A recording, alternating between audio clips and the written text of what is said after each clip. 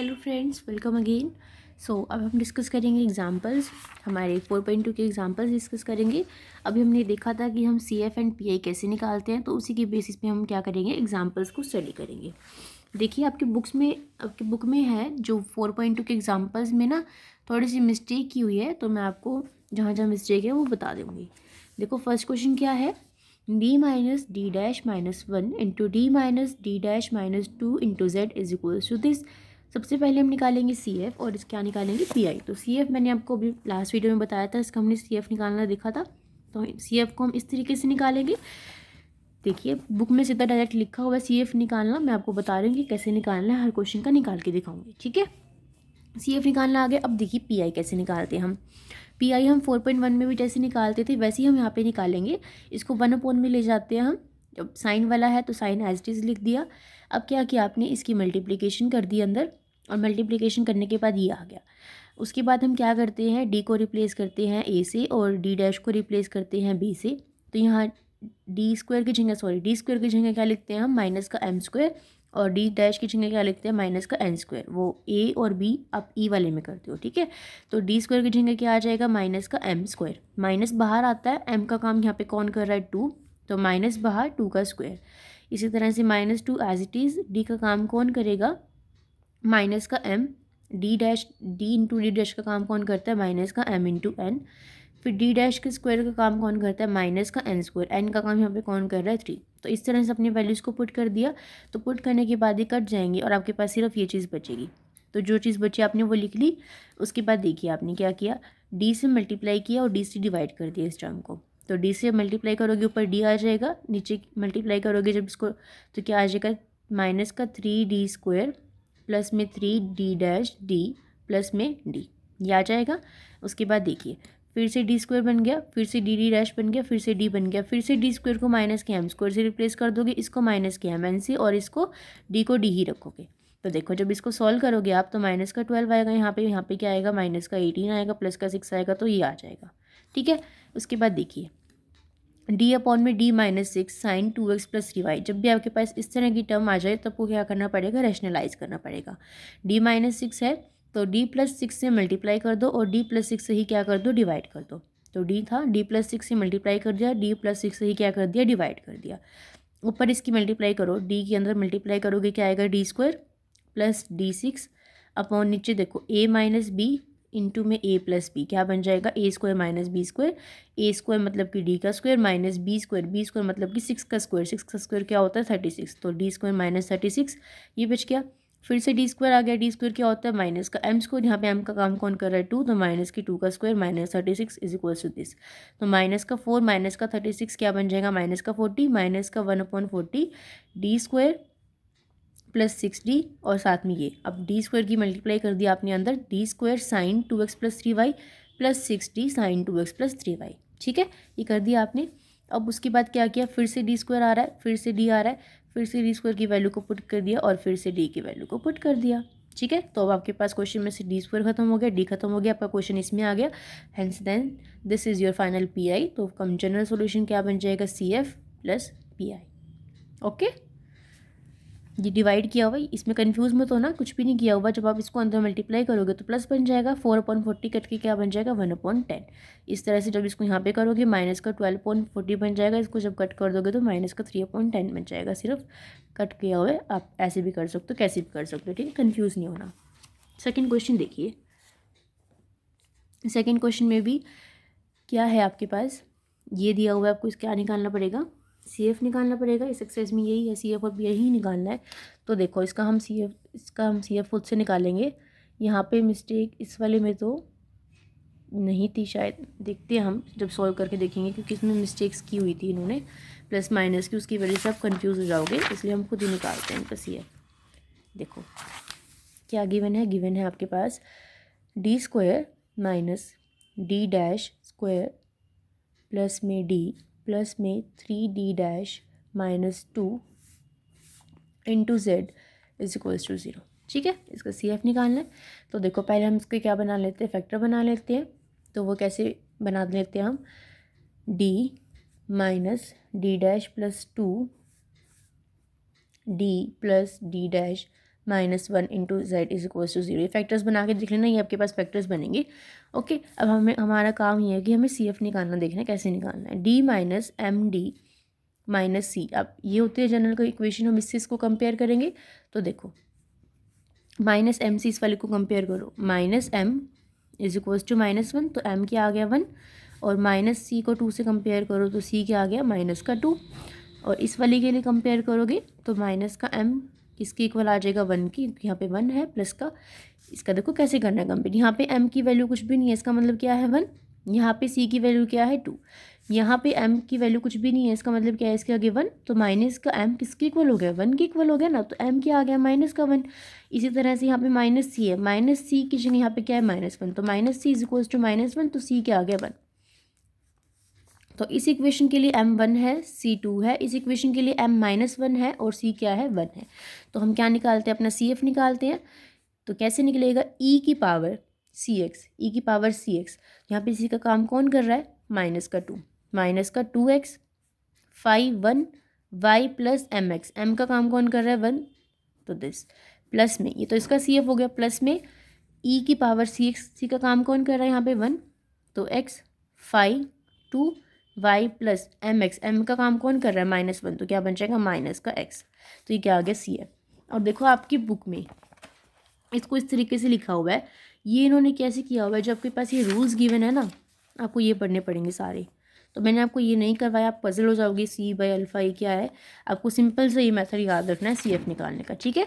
देखो आंसर तो सेम ही आ रहा है, यहाँ पे -2/1 है, तो -2 ही बोलेंगे इसको, -2x, और दिस 1/1 है, 1 ही होएगा, ये वही आपका सेम आंसर आया हमारा, ठीक है। तो पजल नहीं होना, मेरे को तो ये वाला मेथड आसान लगा तो मैंने आपको यही बताया, उसमें ना पढ़ना, उसके चक्कर में पढ़ोगे तो कंफ्यूज हो जाओगे। ओके, तो CF निकल गया, अब क्या निकालेंगे, अब निकालेंगे हम PI। तो देखिए PI निकालते हैं हम, क्या है E की पावर है, यानी कि E की पावर वाला फॉर्मूला लगाना पड़ेगा हमें। जब E की पावर में होता है हमारे पास, E की पावर में भी है और X में भी है, ठीक है। तो E की पावर वाले से सॉल्व करेंगे, और X वाला किससे करेंगे, इन्वर्स वाले से सॉल्व करेंगे।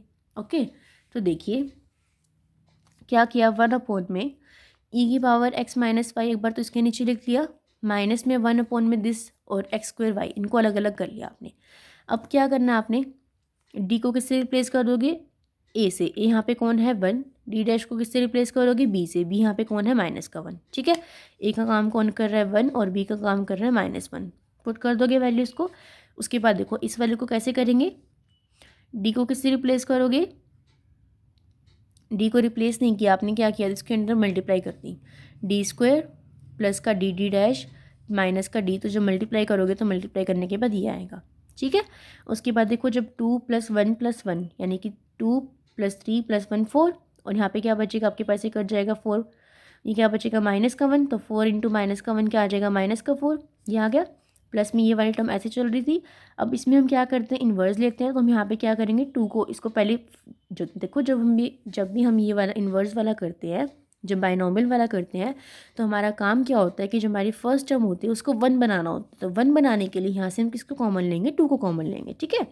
2 को कॉमन लिया आपने, तो अंदर क्या बच गया 1 माइनस का दिस, और ये वाली टर्म में 2 नहीं है तो उसको पूरे को 2 से डिवाइड कर देंगे हम, ठीक है। और x² y साथ में चल ही रहा था, तो देखो 1/2, और ये नीचे थी, ऊपर आके क्या बन जाएगी, इन्वर्स में बन जाएगी, और साथ में x² y as it is रहेगा। अब देखो क्या करा आपने, बाइनोमियल वाले फॉर्मूला अप्लाई कर दिया। ये देखो इस पर बाइनोमियल वाले फॉर्मूला अप्लाई करोगे तो ये माइनस आगे आ जाएगा, प्लस बन जाएगा, और ये वाली टर्म्स ऐसे आ जाएंगी, एक बार इसका फर्स्ट डेरिवेटिव, फिर इसकी पावर 2, फिर इसकी पावर 3, और नीचे की पावर भरती रहेगी 2, 2 का स्क्वायर, 2 की पावर क्यूब, एंड ऑप्शन चलता रहेगा, और साथ में क्या लिख दिया बाहर x² y। अब देखिए x² y का हम डेरिवेटिव कितनी बार कर सकते हैं, एक ही बार कर सकते हैं। तो हम जो हायर ऑर्डर्स वाली टर्म है, 3 वाली टर्म्स, उनको क्या कर देंगे, नेगलेक्ट कर देंगे। देखिए -1/4 e की power x minus 5 plus 1/2 1 plus, जो बाकी की टर्म्स हैं क्या किया आपने, इसको सॉल्व करना है। D वाली टर्म्स को एक साथ रख लिया, D डैश वाले को एक साथ रख लिया, D² वाले को एक साथ रख लिया, D डैश स्क्वायर वाले को एक साथ रख लिया। तो आपने ऐसे करना है, इनको कॉमन लेकिन इनको टर्म्स को एक साथ रख लेना। जब आप कॉपी पे सॉल्व करोगे तब आपको समझ में आएगा स्टेप कि कॉमन कैसे लिया हुआ है, ठीक है। उसके बाद देखो क्या किया, अब आपके पास यहाँ पे x² y था बाहर, इसके अंदर मल्टीप्लाई कर दी सबके साथ। देखो x² y था, इस एक्स स्क्वायर वाई की 1 से मल्टीप्लाई करोगे तो ये आएगा। अब देखो d/2 है, ये वाला स्टेप नहीं है, इसमें कुछ नेगलेक्ट करने वाला, हायर पावर्स वाली हाँ नेगलेक्ट की हुई हैं। d/2 है और अंदर d/2 के साथ क्या है, एक्स स्क्वायर वाई। डी का मतलब क्या होता है, एक्स का डेरिवेटिव, एक्स का डेरिवेटिव होता है, विद रिस्पेक्ट टू एक्स हमें डेरिवेटिव करना है, तो इसका डेरिवेटिव करेंगे तो हम क्या आएगा 2xy, और नीचे क्या है 2, तो 2 से 2 क्या हो जाएगा, कट हो जाएगा, तो क्या बचेगा सिर्फ xy, तो क्या बचेगा xy। उसके बाद देखो क्या है हमारे पास 3/2 डी डैश और x square y. D dash का मतलब क्या होता है, वाई का डेरिवेटिव, तो 3/2 तो एज इट इज़ है, वाई का डेरिवेटिव क्या करोगे तो क्या आएगा एक्स स्क्वायर आएगा, तो 3/2 एक्स स्क्वायर यही आएगा।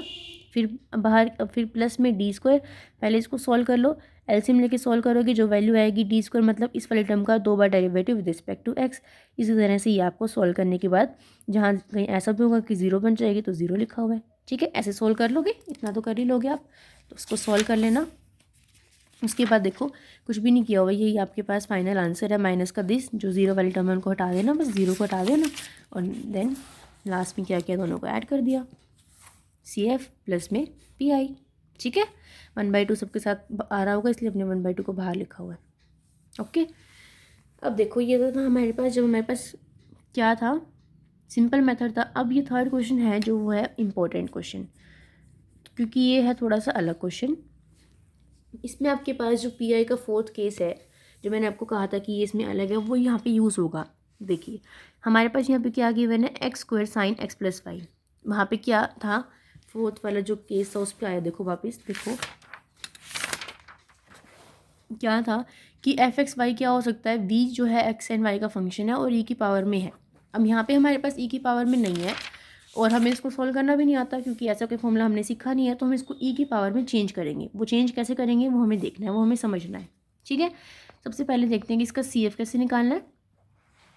निकाल के दिखा देती हूँ मैं आपको CF, क्योंकि यहाँ पे ना बहुत मिस्टेक्स की हुई हैं CF निकालने में। देखो यहाँ पे माइनस का लिखा हुआ है ये, और नीचे आगे प्लस का लिखा हुआ है। इसी तरह से आगे भी क्वेश्चन में ऐसे ही किया हुआ है। मैं भी जब देख रही थी इनको तो एक बार मैं भी कंफ्यूज हो गई थी कि क्या किया हुआ है, तो मैंने इसलिए आपको बता रही हूँ कि बुक में कंफ्यूज मत होना। देखिए थर्ड क्वेश्चन देखते हैं हम, क्या है, d² plus D dash minus का 6d' का square into z is equals to 0, ठीक है, ये है। अब देखो इसके फैक्टर हम कैसे बनाएंगे, क्वाड्रेटिक है तो ऐसे फैक्टर्स बनाने हैं आपको कि मल्टीप्लाई करके तो क्या है -6d² d'², और ऐड या सब्ट्रैक्ट करने के बाद क्या है d', तो इसके फैक्टर्स बनेंगे 3 और 2। अब अगर मैं 3 और 2 दोनों को पॉजिटिव ले लूँ तो मेरे पास -6 आंसर नहीं आएगा, और अगर मैं 3 को नेगेटिव ले लूँ 2 को पॉजिटिव ले लूँ तो मेरे पास माइनस का d' आएगा, जबकि मुझे तो क्या चाहिए, प्लस का चाहिए। तो इसके लिए हम क्या लेंगे, देखिए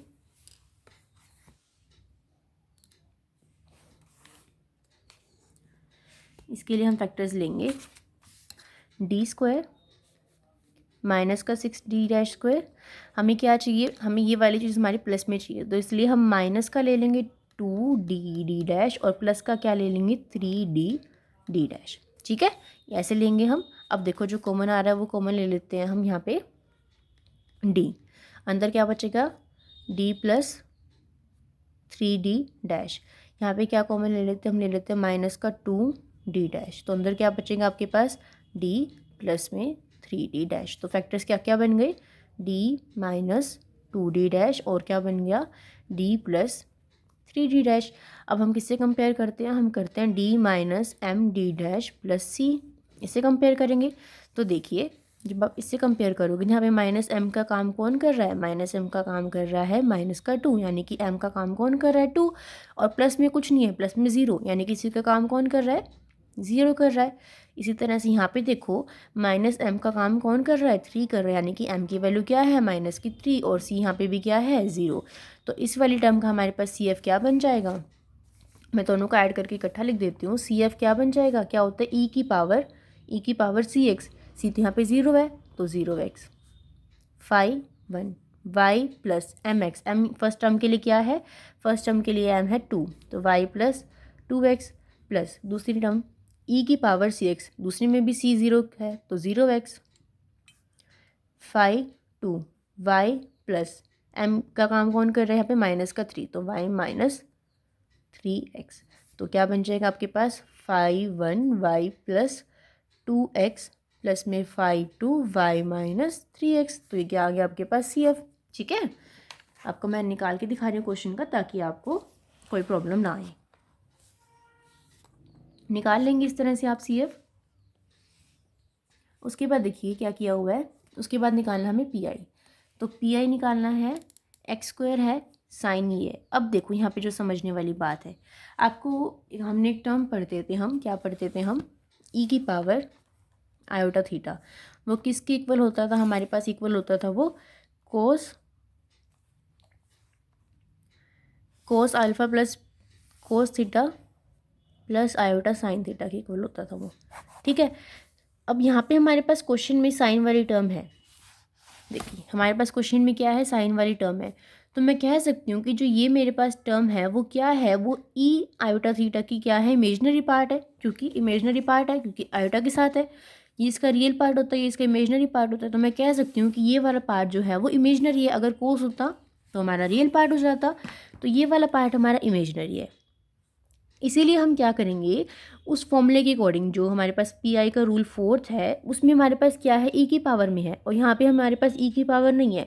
तो अब हम इसको क्या करेंगे, ई की पावर में चेंज करेंगे। क्या करेंगे, ई की पावर में चेंज करेंगे। ठीक है, तो हम लिख सकते हैं इसको कि ये हमारे पास जो है ये वाली टर्म वो इमेजनरी पार्ट है किसका, x² ई की पावर आयोटा, और थीटा का काम यहाँ पे कौन कर रहा है, x प्लस वाई। थीटा का काम यहाँ पे कौन कर रहा है, x प्लस वाई। ठीक है, तो हमने इसको अब ई की पावर में बना दिया, ये हमारे पास उस तरह बन गया। अब उसमें क्या बताया था मैंने आपको, जब ऐसी आ जाती है सिचुएशन तो हम क्या करते हैं, डी के अंदर क्या ऐड करते हैं, ए, और डी डैश के अंदर क्या ऐड करते हैं, बी। और मैंने क्या कहा था कि ए और बी क्या होते हैं, जो आपके पास एक्स का कोफिशिएंट होता है वो ए होता है, और जो वाई का कोफिशिएंट होता है वो बी होता है। तो देखिए, और इधर क्या लिखते हैं, ई की पावर वाला लिखते हैं ना। तो ई की power iota x plus iota y as it is 1 में डी के अंदर क्या ऐड करोगे, ए, यानी कि एक्स का कोफिशिएंट वो क्या है, आई। तो डी प्लस आई माइनस का 2, डी डैश के अंदर क्या ऐड करोगे, बी, जो कि वाई का कोफिशिएंट होता है दैट इज़ आई। तो माइनस का 2 बाहर, डी डैश प्लस आयोटा, आई मैं गलती से आई बोल रही हूँ, शायद आयोटा आएगा। उसके बाद देखो डी प्लस, डी के अंदर क्या ऐड करोगे, इसका कोफिशिएंट यानी कि आयोटा, प्लस 3, डी डैश के अंदर क्या ऐड करोगे, इसका कोफिशिएंट यानी कि आयोटा, और बाहर क्या लिख दोगे, x²। ठीक है, क्योंकि बाहर हमारे पास यहाँ पे x² चल रहा था ना। अब देखिए इसको हमें क्या करना है, अभी में से करना है सॉल्व। तो देखो आपने इसके मल्टीप्लाई कर दिया अंदर, D plus iota minus 2d dash minus का 2 आयोटा, यहाँ पे D plus iota plus 3d dash plus 3 iota. तो जब माइनस की 2 आयोटा प्लस आयोटा का सोल्व करोगे तो क्या आएगा, माइनस का आयोटा, और जब 3 आयोटा प्लस 1 आयोटा करोगे तो क्या आएगा, 4 आयोटा। ये आ गया। ठीक है, अब उसके बाद क्या किया हुआ है, यहाँ पे कॉमन ले रखा है, यहाँ से आयोटा को कॉमन ले रखा है और यहाँ से 4 आयोटा को कॉमन ले रखा है। ठीक है, ये कॉमन लेने वाला स्टेप आप खुद भी कर सकते हो। उसके बाद देखो यहाँ पे इन्वर्स बन गया। अब ये इन्वर्स वाला बना दिया आपने, क्योंकि ये एक्सपोनेंशियल एक्स की पावर में है तो इसको इन्वर्स ही सोल्व कर सकते हैं। अब इन्वर्स बना दिया तो एक्सपोनेंशियल लगा दिया, 1 माइनस एक्स की पावर -1, तो वो खोल दिया आपने, खोल दिया। बाहर क्या है, x² है, तो हायर पावर्स को नेगलेक्ट कर दोगे, x² वाली ही रखोगे, तो देखो ये आ जाएगा आपके पास। अब क्या करना है आपने, इसको सॉल्व करना है। 1/4 1 minus iota this minus d² this, into में क्या किया आपने, x² का अंदर मल्टीप्लाई कर दिया, x² प्लस में फिर से डेरिवेटिव किया हुआ है। डेरिवेटिव मैंने आपको बताया था ना कैसे करेंगे, तो डेरिवेटिव करके सॉल्व करके लिखा हुआ है। ठीक है, अब यहाँ पे डी डैश तो है नहीं, वाई के टर्म्स में तो हम कुछ नहीं कर सकते, तो क्या है आपके पास, d/4 है, तो x² का डेरिवेटिव क्या हो जाएगा, 2x हो जाएगा, और 2x/4 है तो क्या आ जाएगा, x/2, और आयोटा एज इट इज़, ये वाली टर्म 0 हो जाएगी। फिर ये वाली करोगे, ये वाली भी 0 हो जाएगी, ये वाली भी 0 हो जाएगी। माइनस का 1/16 d² है, x का डेरिवेटिव करोगे तो क्या आएगा, 2x आएगा, और 2x/16 आएगा तो क्या बन जाएगा, 2x/16 आएगा। फिर दोबारा से डेरिवेटिव करोगे तो क्या आएगा, 2/16, तो 2 से 16 का टोटल क्या बन जाएगा, माइनस का 1/8। ठीक है, सॉल्व कर लिया आपने। अब क्या करना आपने, इसको फर्दर सॉल्व करेंगे हम, देखिए मल्टीप्लाई करके, यहाँ पे किया हुआ है मल्टीप्लाई करके, x² plus iota x minus का 1/8 और माइनस आयोटा दिस टर्म। ठीक है, उसके बाद क्या करा आपने, इसको खोल मल्टीप्लाई करके एक्सपैंड कर देना है, x² ये 1/4 था, इसके अंदर मल्टीप्लाई कर दिया आपने, देखो। फिर जो रियल वाला पार्ट है वो एक तरफ रख लिया, जो इमेजनरी वाला पार्ट है वो एक तरफ रख लिया। तो 1/4, अब आयोटा क्या, 1/4 ई की power iota x plus y किसके इक्वल है, cos x plus y plus iota sine x plus y की इक्वल है, और वो किसकी इक्वल आ रहा है, वो इसकी इक्वल आ रहा है। ठीक है, अब हमें तो क्या चाहिए, देखो एक्स स्क्वायर इसको सॉल्व करके लिखा हुआ है, कुछ भी नहीं किया हुआ, ये लिखा हुआ है। अब हमें क्या चाहिए था, हमें इसका इमेजनरी पार्ट चाहिए था। तो इमेजनरी पार्ट ऑफ दिस किसकी इक्वल हो जाएगा, 1/4 of x square minus 13/18 sine x plus y minus का 3 देखो क्या किया, ये चीज़ थी इधर, 1/4 के अंदर मल्टीप्लाई करोगे तो 1/4 एक्स स्क्वायर माइनस 13/18 के साथ तो ये वाली टर्म आ जाएगी सारी, और फिर 1/4 किसके साथ मल्टीप्लाई करोगे तो क्या बन जाएगा, ये 3/8 x cos x plus y. ठीक है, तो फ्रॉम फर्स्ट आपके पास जो पी आई की वैल्यू आ जाएगी वो ये आ जाएगी, 1/4 x square minus 13/8 sine x plus y minus का 3/8 x cos x plus y. तो ये था आपके पास पी आई। सी एफ निकालना मैंने बता दिया था, तो पी आई ऐसे निकालेंगे, तो दोनों को ऐड कर देंगे तो क्या आ जाएगा हमारे पास, जनरल सॉल्यूशन। ये क्वेश्चन थोड़ा सा कॉम्प्लिकेटेड है और अलग भी है, इसलिए इसको प्रैक्टिस करोगे तो अच्छे से समझ में आएगा। हो सकता है आपको मेरा समझाया हुआ समझ ना भी आए, क्योंकि इसमें सॉल्विंग वाले पार्ट हैं वो आपको खुद सॉल्व करके देखने पड़ेंगे। ठीक है, इस वीडियो को इतने रखते हैं, क्योंकि फिर समझ नहीं आएगा अगर मैं इसमें और क्वेश्चन भी करवाऊँगी। तो थर्ड क्वेश्चन तक ही रखते हैं, आगे के क्वेश्चन हम नेक्स्ट वीडियो में डिस्कस करेंगे। So see you guys in the next video, till then bye bye, take care.